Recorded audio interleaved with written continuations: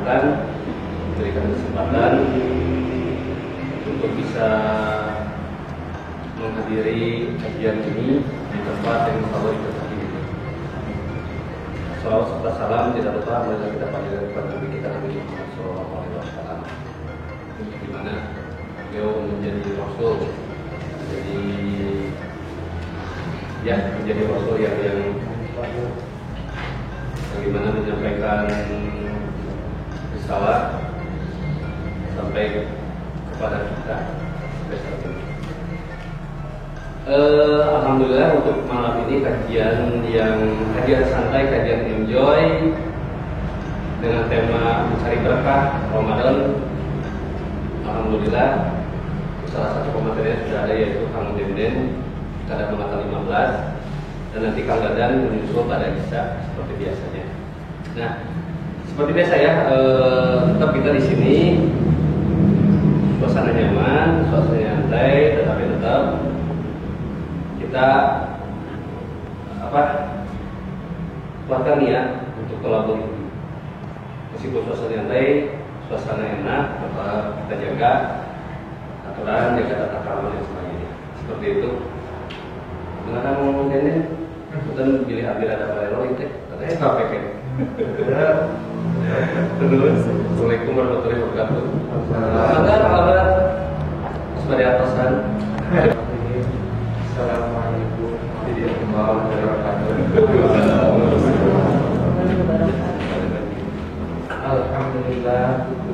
Alhamdulillahilladzi arsala rasulahu bil huda wa dinil haqq liyudhhirahu 'ala dini kullih walau kariha al-kafirun. Asyhadu an la ilaha illallah wa asyhadu anna Muhammadan 'abduhu wa rasuluh. Qala Allah ta'ala fil Qur'anil Karim, a'udzu billahi minasy syaithanir rajim. Ya ayyuhalladzina amanu kutiba 'alaikumus shiyam kama kutiba 'alal qablikum la'allakum tattaqun.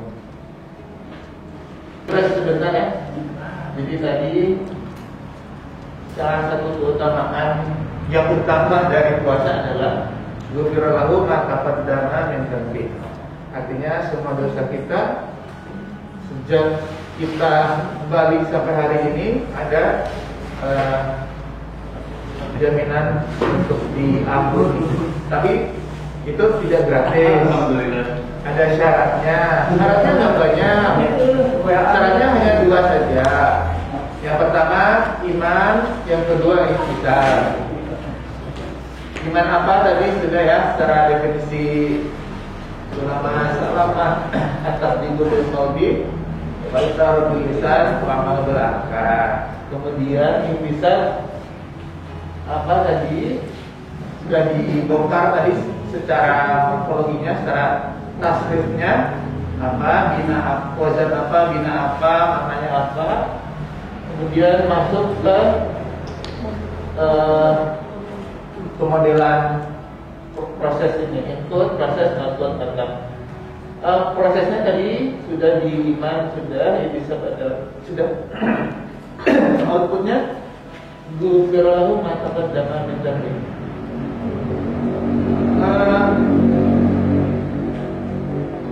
Jadi mungkin teman-teman tahu hadis atau Qur'annya atau apanya ya, atau hadis qudsi atau apa gitu. Jadi kalau kita tidak suci, ketika kita tidak suci, kotor, artinya menjadi entitas lain yang tidak bisa bersatu dengan yang maha. Makanya kenapa ada ujian, kenapa ada neraka, itu semua proses yang harus dilalui. Bergantung ya, sebagai satu bentuk cara untuk menjadi suci. Nah, Allah memberikan fasilitas itu dengan berpuasa. Ghufira lahu ma taqaddama min dhanbi. Saya ulang tadi. Kalau orang berhaji itu kan dia risk their lives, even their families, gitu ya. Resikonya sangat tinggi dengan kematian. Once dia berangkat take off, artinya sudah yang di tanah air itu nggak ada jaminan dia bisa balik lagi. Anak-anak yang dia cintai, keluarga, harta, semua itu sudah direlakan, nggak akan dia lihat lagi. Sudah say goodbye dengan semua yang ada di tanah air. Karena mengharap apa? Mengharap ampunan Allah. Yang benar. Kita enak banget, nggak usah haji, tapi kan puasa, weh. Sebulan bisa ketemu keluarga, bisa tetap bekerja, tapi dosa-dosa sejak kita balik diampuni. Dosa pertama kita ingat-ingat apa? Ya, karena kita berhaji itu kayak momen seperti momen nangka jarang terjadi. Makanya semua dosa-dosa itu di-recall. Dulu ngapain ya? Kelas 6 SD, kelas 1 di DA, kelas 3, kelas 4 orang tuh kerjaan, dulu dari kelas kuliah juga. Di-recall semua pengalaman dosa-dosa kita. Nah, bisa ada di haji. Kita tuh hari puasa juga nanti karena kita amat gampang, karena kalau di ayat ini, jadi jarang kita menjumpai momen-momen meritual seperti itu. Padahal menurut saya itu harus sekali.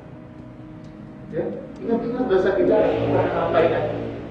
Gembira lalu itu salah satu bagian dari ikhtisar. Menimbang-nimbang, mengevaluasi diri, itu bagian dari ikhtisar. Ingat-ingat dosa itu. Gembira lalu takut dan menjadi. Jadi nanti akan beda rasanya kalau ini cerita pengalaman tiap orang kan pasti gini ya. Beda rasanya kita sendiri yang akan merasakan begitu satu Syawal itu ketika kita merasa puasa kita rada benar.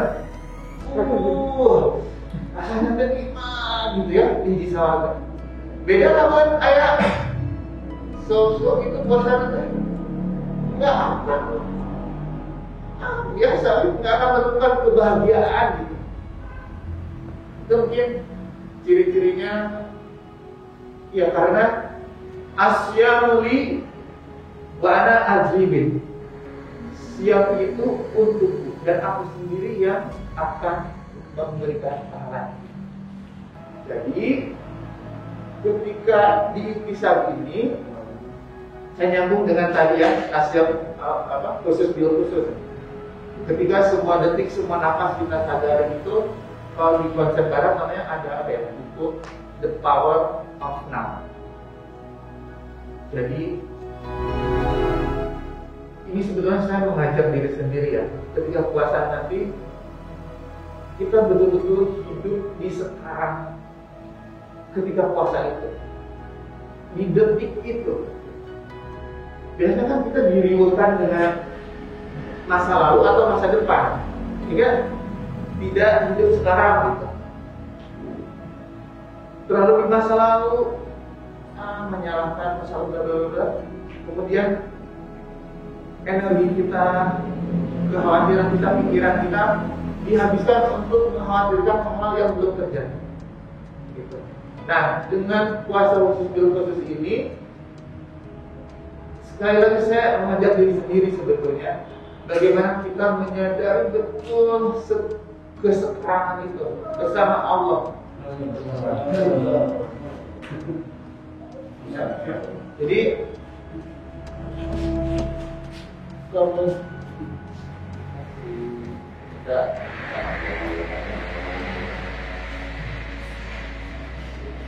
ya mudah-mudahan sampai kategori yang disebutkan Imam Al-Ghazali itu. Kita tidak di puasa yang umum, mudah-mudahan naik level ke yang khusus dan mungkin bisa lebih tinggi lagi yang setiap waktu terpaut dengan Allah setiap nafas kita sadari. gitu ya. Dan itu yang baru ditemukan secara psikologi, ada konsep mindfulness ya. Mindfulness itu khusyuk, hidupnya sekarang gitu. Bukan maksudnya nah itu mungkin Allah memberikan fasilitas berupa waktu. Dalam sebulan itu waktu kita betul-betul saatnya terus-menerus berdialog dengan Allah. Nah, alasannya apa? Takwa. La'allakum tattaqun. Di Quran setidaknya ya yang saya tahu ada sekitar 8 keuntungan yang akan diperoleh sama orang yang bertakwa. Tapi malam ini saya tidak membahas itu, lebih akan membahas sedikit lagi, sudah di ujung ya. La'allakum tattaqun, ciri-cirinya apa? Sekali lagi sebelum saya mau pasti tahu di awal surat Al-Baqarah ya, disebutkan ada beberapa ciri orang yang bertakwa. Alladzina yu'minuna bil ghaib. Di bahasa itu aja itu sudah kemana-mana. Kita beriman kepada Allah yang tadi disebutkan dari tadi, asyamuli wala adhibid. Saum itu betul-betul ibadah yang private, beda dengan ibadah yang lainnya. Haji kalau itu takafurnya, terus sholat semua orang bisa tahu kita sholat. Tapi puasa betul-betul dengan kita Allah. Kita sangat bisa batal, sangat bisa puasa, sangat bisa tidak puasa. Tinggal tapi itu yu'minuna bil ghaib. Puasa itu diberi fasilitas pelatihan untuk menghayati al-ghaib itu, beriman pada yang gaib itu.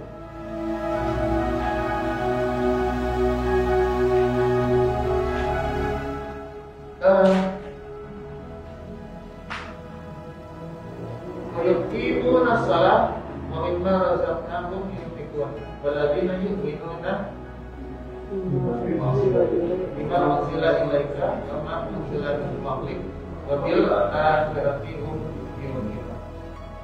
Jadi sebagai closing ya, di outcome dari puasa itu kita semua setelah dosa-dosa kita diampuni, kita menjadi orang yang bertakwa, orang yang selalu menghadirkan Allah setiap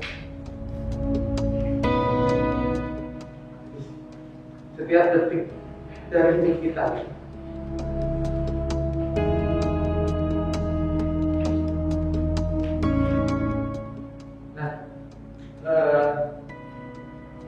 Mudah-mudahan saum kali ini adalah saum yang terbaik yang pernah kita lakukan. Amin. Mungkin ada sekarang saum yang ke Ramadan yang ke-20 kali, ada yang ke-30 kali dan lain sebagainya. Tapi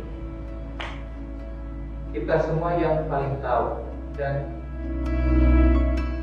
Allah saksinya, kapankah puasa kita yang terbaik, kapan puasa kita yang paling ancur-ancuran. Tapi lalu rahmatnya ke rahmat itu, jangan pernah berputus asa dengan rahmat Allah.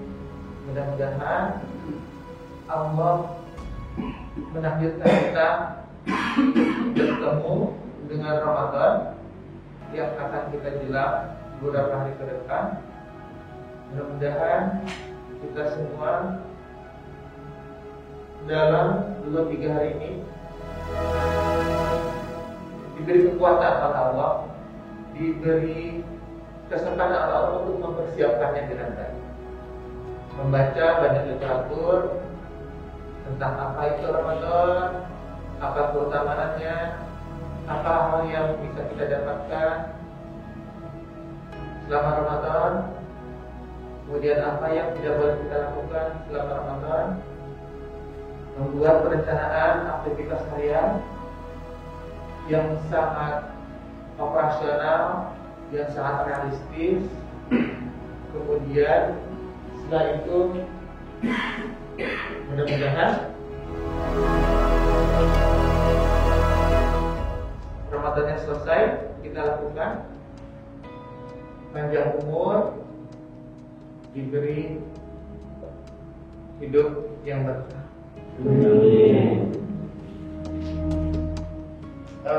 Seperti itu dulu, sama Fik. Enggak, terlampau. Atau teman, maka ditanya ku saudara kan? Maka, walau ini acara diserahkan ke saudara. Boleh dihukum mau enggak, Mas? Boleh dihukum.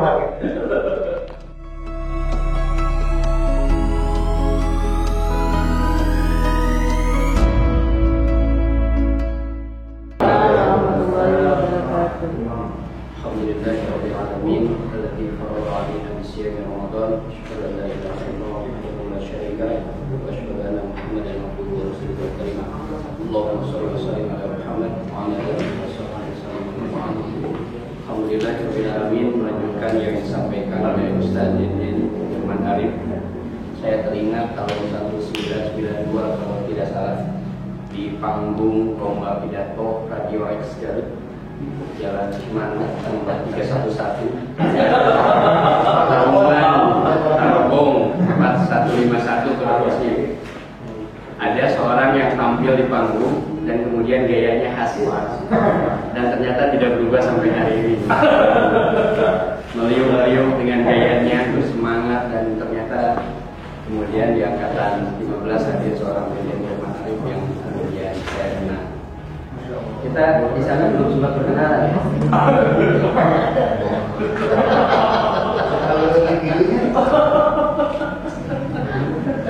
Itu luar biasa gitu. Berarti sekian. Ada kita juri kan? Tadi yang disampaikan luar biasa yang menarik. Poin-poin penting terkait dengan Ramadan. Saya hanya ingin menambahkan ada satu kisah ya. Kisahnya sederhana tapi bisa direnungi kemudian ditadaburi bersama. Ada seorang pengemis yang dia kemana-mana selalu membawa sebuah mangkuk dan kemudian dia selalu meminta ke orang-orang dan selalu keluar dari mulutnya.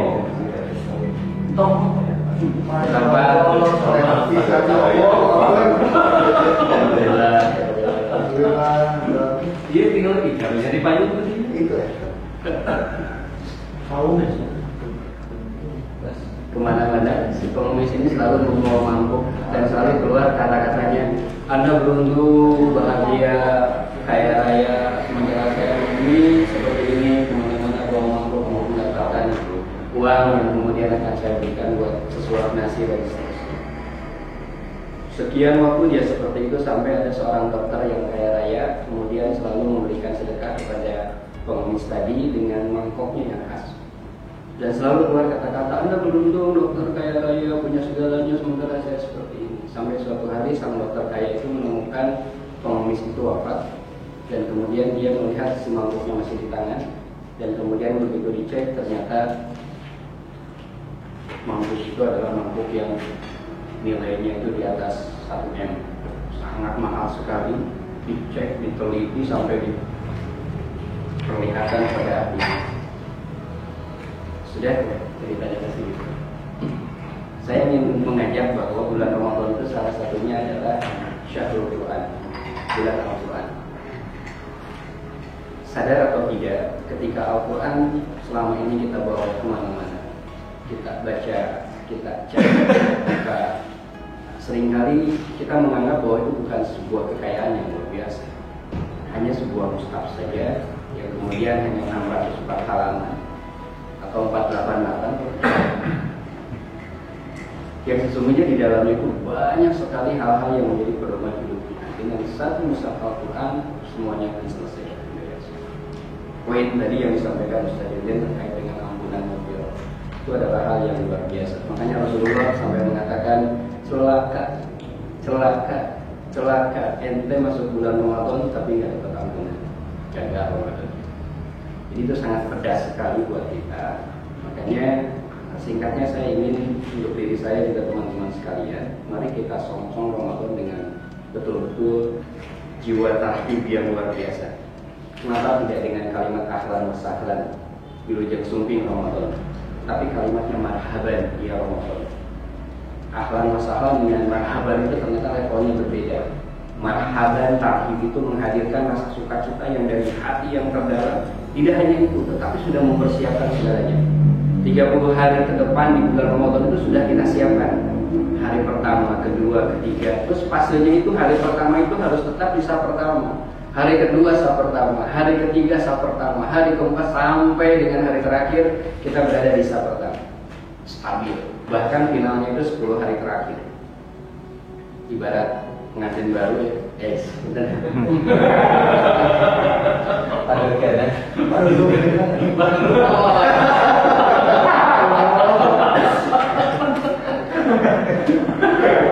Jadi gairah kita itu dihadirkan dengan betul-betul memuncak. Aku ingin berjumpa dengan Ramadan. Bukan hanya sebatas tamu agama, tetapi tamu yang benar-benar istimewa, yang kita tunggu-tunggu, yang kita nantikan. Makanya di kalangan sahabat itu 6 bulan sebelumnya itu sudah berebut untuk bersiap-siap melatih diri mempersiapkan Ramadan. Kalau dalam hadis konteksnya Sya'ban dan Rajab biasanya melakukan aktivitas persiapan pemanasan. Kalau seorang Ustadz Muhammad Ridwan mau bertarung di Olimpiade, kemudian kerjanya hanya tidur, makan, besoknya tanding, kira-kira menang apa enggak tuh? Enggak. Tahu kan main bal kok menang kan? Kurang betul. Ternyata dicek peserta yang lain itu tiap harinya itu di TC ya, di training, latihan, warming up dan seterusnya. Begitu masuk Ramadan mereka udah siap.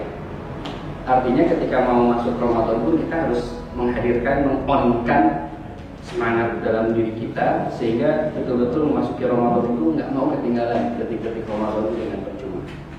Nggak bisa masuk bulan Ramadan sama dengan bulan-bulan yang lain.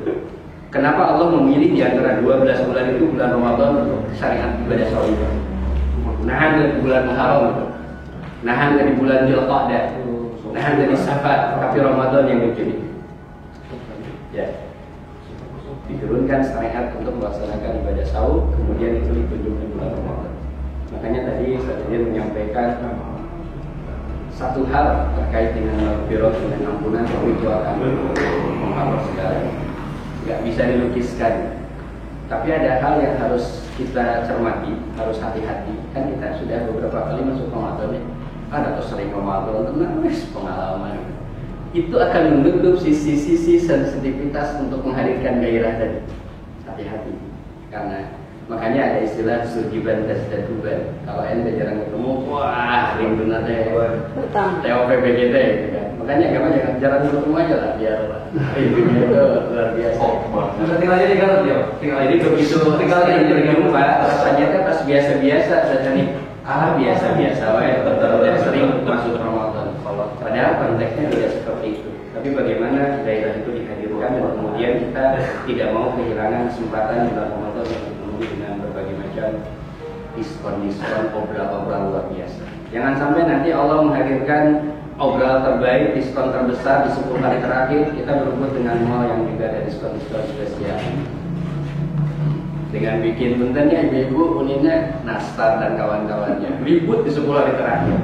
Apa dengan itikaf kita? Apa kabar dengan menyongsong Lailatul Qadar kita? Apa kabar dengan tilawah kita? Apa kabar dengan menamatkan untuk bisa khatam dalam sebulan Ramadan itu sebanyak-banyaknya?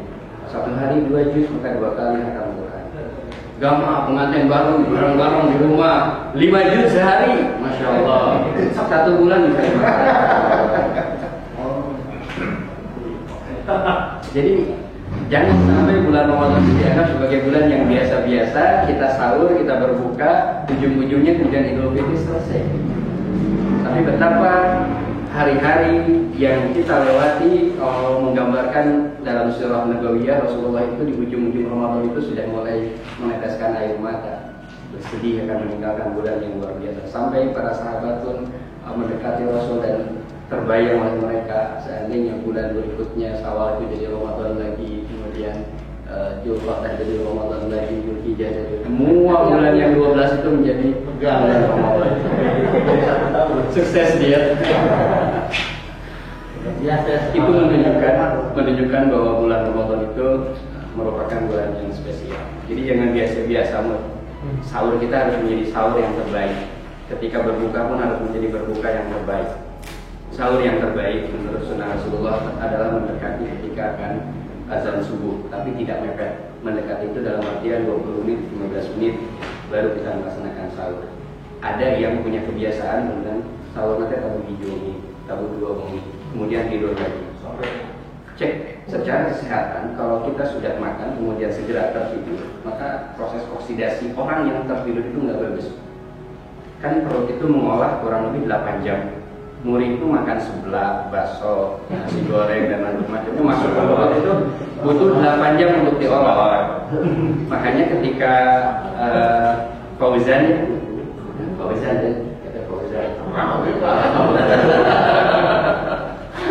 ketika Fauzan sahur itu misalnya jam berapa? Jam 4 atau 4:04. Maka itu diolah 8 jam sampai jam berapa? Jam 10, jam 11 siang.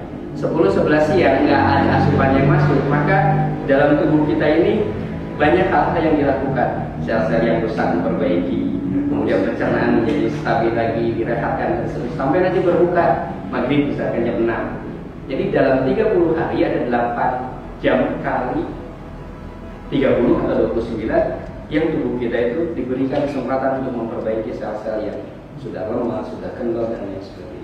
Makanya kalau Rasulullah mengatakan sumu tasihu, walaupun ini mesti dicek lagi hadisnya, kamu saum kau akan sehat. Saum yang sehat itu yang seperti apa? Kalau saumnya yang kemudian membuat diri kita menjadi terzalimi, itu bukan saum yang sunnah. Makanya ada sesi sahur, ada sesi berbuka. Jangan gara-gara kita jagoan nggak usah sahur lah, buat saya marah. Tidak seperti itu. Kenapa? Karena di dalam sahur itu ada barokah. Sahur sahur kamu dalam sahur itu ada barokah. Bukan persoalan banyak sedikitnya atau dengan rendang atau tidaknya, tetapi barokahnya ada.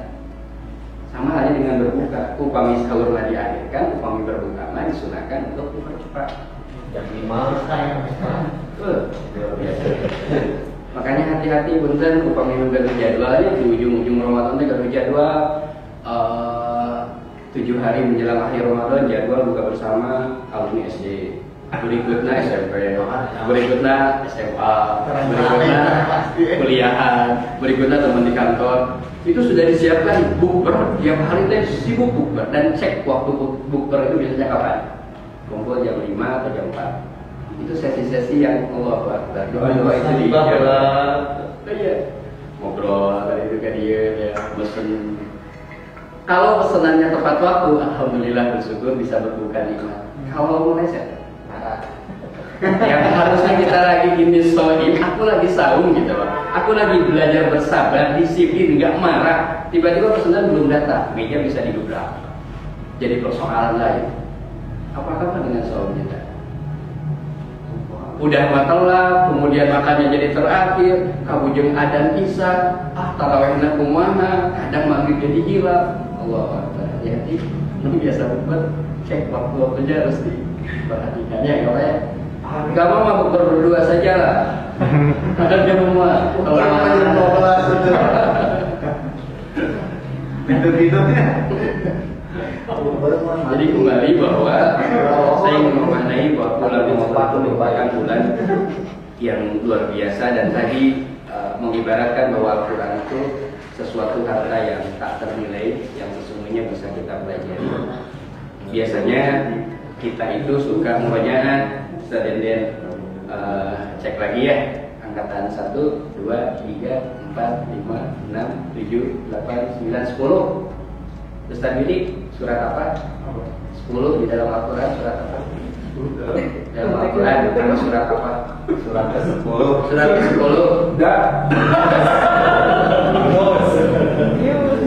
Surat Yunus. Yunus bin Matta. 11 ada? Bukan 11? 12? 13? Kami 13. Ar-Ra'd. Angkatan 14. Tuh. 14. 14.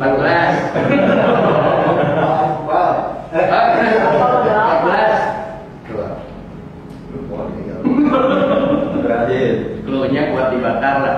Ibrahim. Ibrahim. 15. Apa? 15. Al-Hijr. Al-Hijr. 13 saya. Anak. 17. Al-Isra. 18. Itu Ibu Nina apa ini? Ibu Nina apa ini? Angkatan 6 Bu Nina. Al-An'am. Al-An'am, binatang ternak ya. Binatang ternak. 18 ya Pak tadi. 18. Penghasilan di bawah. Maryam. Maryam. 18. Googling dulu ya. Sampai Al-Kahfi. Roti bacot. 20 ayat 20. 21. 20 Toha, 21 Al-Anbiya. 22.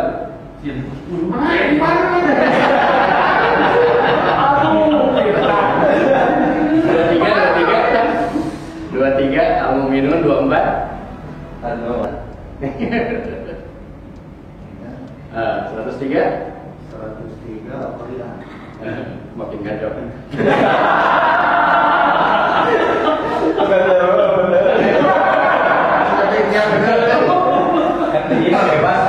Iya. Sebelum kita sadar pemegang banyak satu raja angkatan di Garut ya Sami ini juga ya kan Nurdin. Alhamdulillah. Jadi yang 114 surat, kemudian 30 juz, kemudian 6.236 ayat itu bisa menjadi daya tarik terutama buat anak-anak kita ya. Jadi kita bercerita. Misalkan saya bercerita ke Ustaz Denden, ada seorang anak bernama Fatihah, dia melihat saya keluar sampai ke Cina. Bayangin ya surat pertama, kedua, ketiga dalam Al-Quran. Al-Baqarah itu si sapi betina itu punyanya Pak Haji Imron. Pak Haji Imron punya seorang anak perempuan namanya Anissa. Anissa ini senang menghidangkan makanan. Makanan ini kalau bersisa dikasih ke binatang ternak. Binatang ternak punya kandang, tempatnya di tempat yang tinggi. Di tempat yang tinggi itu menemukan harta rampasan perang. Terus mereka kemudian bertobat. Bertobat seperti tobatnya Nabi Yunus. Sudah Yunus ternyata main ke rumahnya Hud. Hud juga ngajak Yusuf. Yusuf melihat ada halilintar Ar-Ra'd. Ar-Ra'd itu ternyata dilihat juga oleh Ibrahim. Ibrahim berangkat ke sebuah tempat namanya Al-Hijr. Di Al-Hijr ternyata ada lebah-lebah yang berterbangan. Si lebah ini ternyata senang terbangnya di malam hari. Al-Isra. Terbang di malam hari pergi ke sebuah gua. Kahfi. Di Al-Kahfi itu dijaga oleh perempuan yang bernama Maryam. Yang orang ada saudaranya yang bernama Toha. Terus sampai 114 surat kayaknya menarik gitu didongengkan ke anak-anak. Jadi cantolan-cantolan itu menjadi hal yang menarik. Salah satunya kemarin di Masjid Raya Mujahidin ada kajian tentang Nabi Yunus. Yunus itu selalu dikaitkan dengan Yunus bin Matta. Dalam beberapa kalau googling di internet, ini hati-hati ya. Makanya kalau refer to internet harus berhati-hati. Kalau googling di internet, Yunus bin Matta itu disama dengankan seperti Isa bin Maryam. Matta itu dianggap sebagai ibundanya Yunus. Saya jadi penasaran kan, begitu dicek beberapa hadis ternyata Matta itu justru ayahandanya, bukan ibundanya. Makanya manusia yang tidak punya ayah bunda adalah Adam. Manusia yang tidak punya ayah hanya bunda saja adalah Isa. Dan kemudian manusia yang tidak punya ayah adalah Hawa. Hawa karena ada dari Adamnya saja. Nah, itu menunjukkan bahwa Yunus bin Matta adalah bukan seperti Isa bin Maryam. Jadi maksud saya adalah kalau kita googling di internet suka ada keterangan bahwa Yunus itu ibunya adalah Mata namanya. Cek lagi, ternyata Mata ini keturunan Yakub. Yakub ini bin Ibrahim, nyambung. Ternyata ini Matanya adalah ayahanda dari Yunus. Dan Yunus ini dikenal dengan zikirnya ketika berada dalam Zunnur, dalam Sahibul Hud, perahu ikan yang besar. Ikan yang besar ini sering diartikan paus. Saya penasaran juga nih, cek pausnya paus apa? Ada paus orca, nggak mungkin dengan manusia. Paus bergigi nggak mungkin, manusia masuk pasti kena taringnya. Paus biru ternyata memungkinkan karena rahangnya luas. Dari dalamnya ada beberapa zat asam. Ada zat asam hidrofilik namanya. Kalau mangsa masuk ke dalam rahangnya itu, maka dijamin dia keluar dalam kondisi meleleh. Dicek ternyata ada ayat Al-Quran yang menyebutkan begitu dimuntahkan dari mulut ikan yang besar tadi, kondisi Yunus itu dalam keadaan tubuhnya hampir kesakitan, buah-buah kesakitan. Mungkin ada ayat itu. Walaupun ternyata Allah menghadirkan yastin, namun yastin itu walau labu. Jadi ini nyambung ke herbal. Labu itu punya khasiat. Kalau manusia dekat dengan daun labu, dekat dengan buah labu, dia akan terhindar dari serangga-serangga. Keluar dari muntahan ikan yang besar tadi, ini kan penuh dengan lendir-lendir, itu diamankan dengan daun-daun dari labu tadi, bahkan dimakan buahnya, menjadi sosok yang segar lagi. Walaupun Allah kemudian meminta Yunus untuk kembali kepada kaumnya, karena Yunus adalah nabi yang meninggalkan kaumnya dan tanpa izin kepada Allah. Kalau Nuh, dia izin kepada Allah, ya Allah, ya kaum teh bedegong sekian ratus tahun dakwah, nggak mau pada ngikutin gitu. Maka Allah menghadirkan mukjizat berupa dibikinkanlah perahu, bukan dibikinkan, Nuh dituntun untuk membuat perahu. Tapi Yunus meninggalkan kaumnya, tidak izin kepada Allah, pergi ke pantai, disiapkan perahu yang nantinya dia dilemparkan dari perahu itu. Jadi skenario Allah itu luar biasa. Ketika di dalam perut ikan itu yang dimunculkan adalah zikir la ilaha illa anta subhanaka inni kuntu minadz dzalimin. Sampai pada satu riwayat disebutkan ikan itu tertidur. Si ikan yang besar ini tertidur. Ikan-ikan yang lain itu sampai bahasa kita mungkin bertanya itu meniti berat banget tidurnya. Jadi salah satu mukjizat, dan yang lain mendengarkan kok ada suara zikir-zikir yang sangat indah, yaitu lantunan dari Yunus. Maksud saya ini terkait dengan satu nama Al-Quran, surat ke-10, Yunus. Dan itu kalau diceritakan ke anak-anak itu, cari kita di kamus sebetulnya, oh Ustaz gitu. Sama halnya dengan Alfil, gajah, sadanya gajah uniknya, gajah. Jadi gajah anu menyerang dari Habasyah Yaman menuju Mekah, gajah jenis naon dia. Anak-anak dikumpulin, buka kamus, sebetulnya dia gajahnya cek, gajah White Kamas nggak mungkin lah, pasti gajahnya gajah Afrika, tingginya berapa, langkahnya berapa, anak-anak senang. Artinya menjadikan Al-Quran itu menjadi sesuatu yang menarik.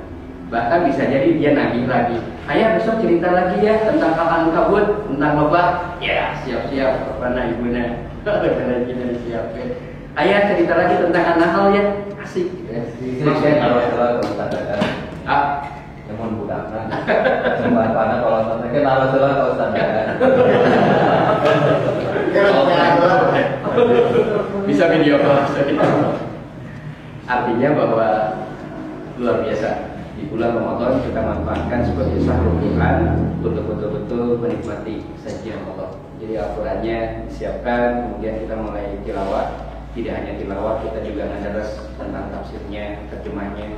Kalau mau juga kita mulai menghafalkan ayat-ayatnya, mau ayat pilihan, mau dari depan, mau dari belakang, mau dari tengah-tengah silakan.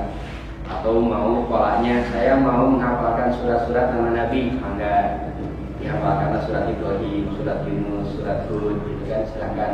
Saya mau menghafal ayat-ayat Al-Quran yang suratnya dari nama-nama binatang, mangga. Mau Al-Ankabut dulu, mau An-Nahl dulu, mau An-Naml dulu, silakan. Saya mau menghafal Al-Quran dari yang pendek-pendek saja lah, silakan, dari juz amma gitu kan. Jadi bercengkrama dengan Al-Quran itu jadi mengasihkan, bukan sesuatu yang kita bikin bete. Atau anak-anak biasanya suka ada kalimat di belakang, nyuruh maju lagi.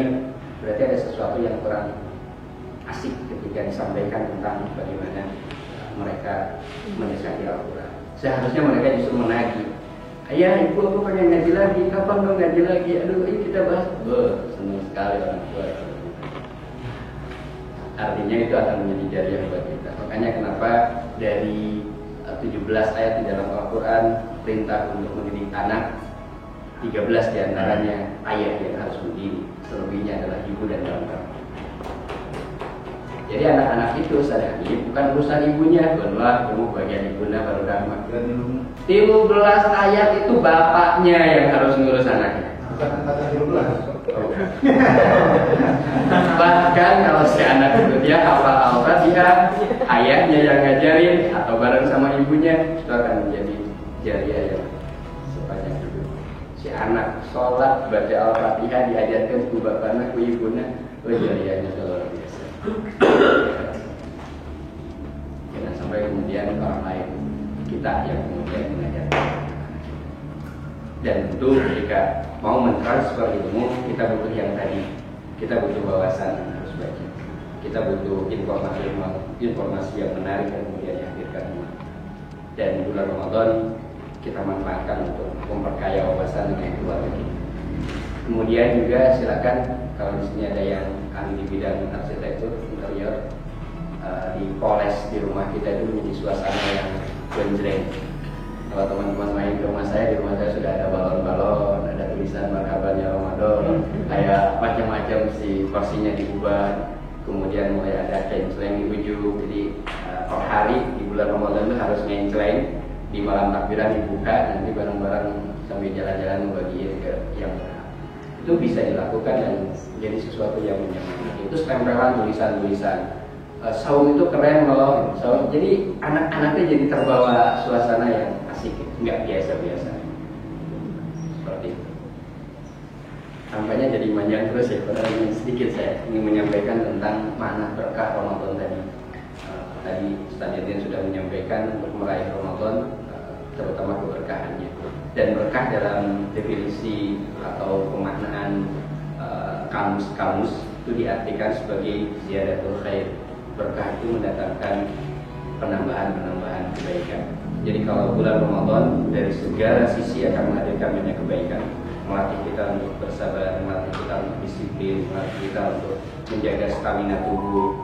Makanya nanti kalau ada kesempatan kita kaji satu hadis Rasulullah, bahwa Rasulullah itu digambarkan sosok yang six pack, tubuhnya itu bagus, rahangnya kuat, luar biasa, dan polanya itu terhitung dengan good combining yang bagus ya, yang sepertiga itu jauh.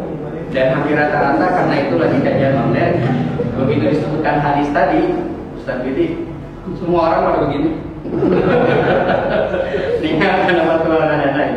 Artinya itu jadi PR buat kita ya. Jualnya menjadi sosok yang sehat, penting gitu kan. Sehingga ibadah kita menjadi optimal dengan suasana salat. Kalau benar Ustaz Budi. Jadi transferkan kayak gini. Ini jauh dari Rasul. Iya ada six pack. Nama dirangkap di rumah ini apa? Kias tidak. Baik, kemudian yang terakhir saya ingin menyampaikan bahwa ada 4 hal yang kemudian dirindukan oleh surga. Satu, dari Quran, orang yang rajin baca Quran. Yang keduanya adalah hafidz lisan, orang yang selalu menjaga lisannya. Yang ketiganya mungkin ujian, orang yang rajin memberi makan mereka yang lapar. Dan yang terakhirnya Allah lisan Ramadan, orang yang melaksanakan saum di bulan Ramadan. Jadi kalau kita melaksanakan ibadah saum dengan baik, maka selain tadi kita akan diarahkan menjadi manusia yang takwa. Dan menjadi manusia yang takwa itu bukan untuk orang yang biasa-biasa, tetapi orang yang spesial. Medali Olimpiade itu diperuntukkan bagi mereka yang serius berlatih, serius berlomba, dan medali takwa itu akan diraih oleh mereka yang memang serius untuk meraih medali takwa. Malam Lailatul Qadar kita manfaatkan, itikafnya 10 hari terakhir manfaatkan, tilawahnya jaga, qiyamul Ramadannya dijaga, kemudian sedekahnya zakatnya jangan lupa. Yang lain-lainnya tadi terkait dengan kebersihan, Ustaz Yadin menyimak bahwa kalau kita berwudu maka tidak hanya sebatas lahiriah kita yang bersih, tapi yang paling penting adalah batinnya kita juga harus bersih. tangan yang sudah kita basuh menjadi tangan yang tidak boleh jahit, mulut yang sudah kita kumur-kumur nggak boleh mengeluarkan kata-kata yang busuk, kata-kata yang tidak baik, wajah yang sudah diusap, telinga yang sudah dibersihkan, kaki tangan semuanya ini benar-benar sudah bersih dan kita harus menjaga. Jangan kemudian itu menjadi kotor kita. Dan itu dilakukan minimal 5 kali sehari ketika kita berwudu. Makanya sholat yang khusus, sholat yang bagus diawali dengan wudu yang nikmat. Wudu yang dinikmati, sholatnya juga nyaman, kemudian diakhiri dengan zikir dan wirid luar biasa. Demikian yang bisa disampaikan. Mohon maaf apabila ada kekeliruan. Mudah-mudahan Allah memberikan kesehatan kepada kita, karena belum tentu kita yang ada di sini bisa juga hadir di 1 Ramadan sampai dengan akhir Ramadan. Hanya Allah yang tahu. Yang mudah-mudahan kalau kita diberikan kesempatan, maka jadikanlah itu sebagai anggap saja ya Ustaz Nuri, sebagai Ramadan terakhir, sehingga kita nggak main-main tapi serius memanfaatkan setiap waktu dengan sebaik-baiknya.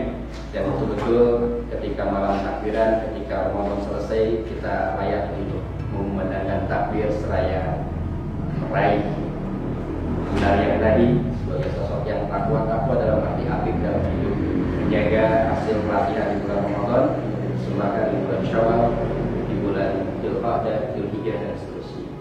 Jadi sampai ketemu lagi Ramadan. Karena tidak ada berhentinya Ramadan, justru kita perlu memunculkan pembuktian di bulan-bulan yang lain. Sukses tidaknya seorang di bulan Ramadan akan terlihat di bulan Syawal dan seterusnya. Kalau itu masih tetap bertahan, dilakukan bahkan meningkat, maka itulah sosok yang sukses dalam bulan Ramadan.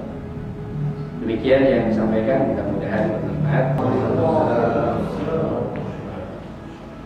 Bila pada ilmu naros